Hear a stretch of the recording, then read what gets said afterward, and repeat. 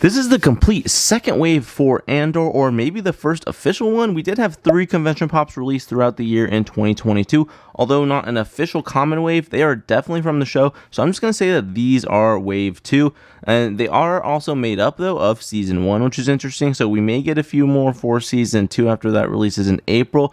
That may be too soon. Let me know what you guys think and who you would like to see, but anyways, this wave, 4 commons, 3 of them being first-time appearances in pop form, and that's exactly what I want from a Funko line, especially Star Wars. To be honest, all the recent shows, The Acolyte, Skeleton Crew, Ahsoka, I've been liking the pop lineup a ton, and there will always be autograph potential with Star Wars. There was when it first came out, and there probably will be after my passing as well. But yeah, collecting these 4 is really fun because it is an elite autograph lineup. A few of them do conventions here and there, but elite indeed. Anyways, you can definitely pick them up for retail right now, so make sure to add them into your collection before they are grails one day. The first pop in the wave is Cassian Andor, played by Diego Luna. I am rooting for him so hard. If you haven't seen him in anything outside of Star Wars, he did a ton of foreign films in his early career, and then teamed up with Steven Spielberg for The Terminal. Honestly, an underrated Tom Hanks film,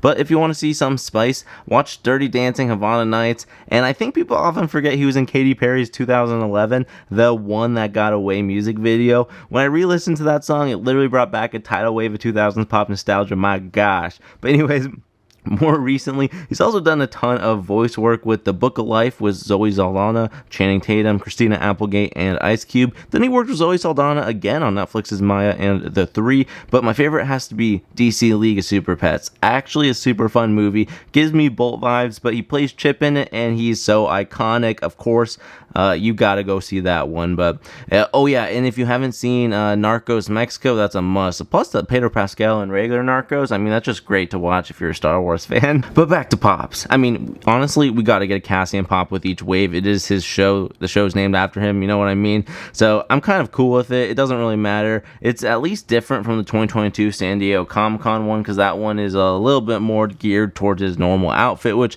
I do kind of like that one. But currently, if you want a shared sticker version of that one, I believe it's going for like $5 to $10, like resale. I'm not even kidding. So you have options if you want to collect a Diego Luna or a Cassian pop. He is having his first convention signing with Star Wars Celebration Japan 2025, so there's potential on him being more accessible in the future for signings. This may be like a little bit of a test for him, but let's take a look at the pop up close and personal. Yes, it is the prison scene. Oh my gosh, I mean, that is hands down one of the best moments, so I think it's really good that we got a pop from the scene in general. He is holding a blaster, and it just looks like Cassian. In my last video, I said the other pop doesn't really look like him. Yeah, I don't know why. I was like, no, I think it does if you know what Cassian looks like. But this one, I don't know why. Maybe it's just in pairing with the Kino one. I feel like it is clearly Cassian. Or maybe it's the outfit being iconic for me, the prison outfits. But yeah, this is a good looking pop. All 4 comments on the back. I love the Andor logo too. I love seeing the show's logos. It makes me so excited to collect. I wish it was on the front too. Next up, second in the wave is Kino Aloy. Oh my gosh, Andy Serkis. I am so excited to finally get a Kino pop for him. I really want his autograph on this one, and he's been doing conventions for a little bit of time in the past. When I did meet him, super nice guy, by the way. I did end up going the Gollum and Snoke route, but he has so many good autograph potential items. Gollum, Caesar, Ulysses Claw in the MCU, Alfred for the Batman. You now have like Noel and Venom the Last Dance. I almost said Batman the Last Dance. Check out his resume though and watch something. Plus in 2027 he will reprise Alfred and Gollum, so it may be a big Andy Serkis here, unless if something gets delayed. Maybe Gollum got delayed, I don't remember anymore. Anyways, pop wise, love seeing the jail outfit for him. I mean, I guess it kind of makes sense for Kino. Same blaster side by side though as Cassian. Literally just a better view of it, which is kind of cool actually. Now it makes me wish that Cassian's was a little bit more up front. Yeah, they look super good side by side next to each other. I mean, come on, great adds into the collection, and both iconic characters. I'm literally just so happy to actually have a Kino pop, and again, maybe it's the outfit, but I know exactly who it is just by look. Maybe it's the hair too. Luthen, oh my gosh, his outfit is really hard to see on camera, but it is pretty rocking in person. Anyway, Stellan Skarsgard, literally the top 2 characters I could have asked for between him and Kino. Stellan is a legend in the industry, though. If you haven't seen his films, go to his IMDb and start a binge. Some absolute musts on there. You have Good Will Hunting, Mamma Mia, The Girl with the Dragon Tattoo are all must-see films. I was also going to say the same about HBO Chernobyl, but if you don't like animal violence or anything happening to animals, even if it's fictional, just don't watch it. Just don't. It's truly traumatizing, but it is such a thrilling story. It's so insane, so intense. Anyways, on a lighter note, if you want some franchise work, he's Selvig in Thor and the Avengers, Bootstrap Bill in Pirates of the Caribbean, and the Baron Harkonnen in Dune. If I could only choose one item in a perfect world to get signed, I would probably... It'd be a tough call between Luthen and the Baron one for sure. But as a Star Wars fan at heart, I'd probably have to go Luthen at the end of the day. Up close and personal, though, Pop, I gotta say, is almost a little rough. It does look very rogue, like one outfits.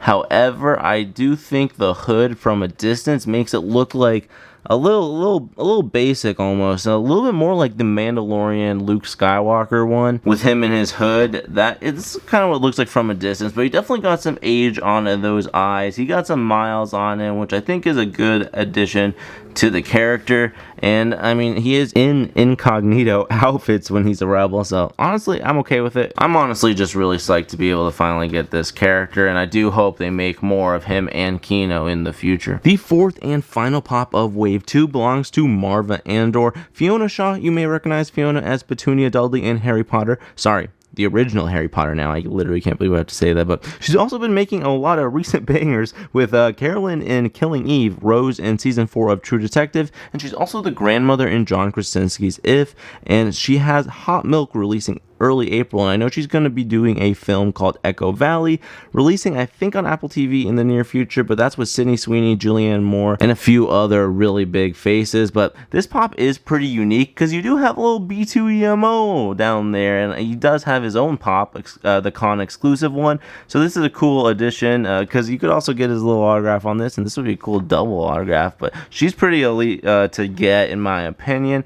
So either way though, I mean, the pop, the details, I love the eyes. The eyes are actually slightly, they look lighter than like the image they're using for sure, but the pop is just so good, and it's definitely the heavier one out of the group, so you might want to like put this one on the bottom, or you might not want to like, you might want to be careful of the pop that it's sitting on, that's for sure. And I don't know if they would make more Maarva pops. I certainly hope so. It'd be nice to have like a non-projection version, but nonetheless, I'm pretty stoked about it. It does look like her too, so it looks sick.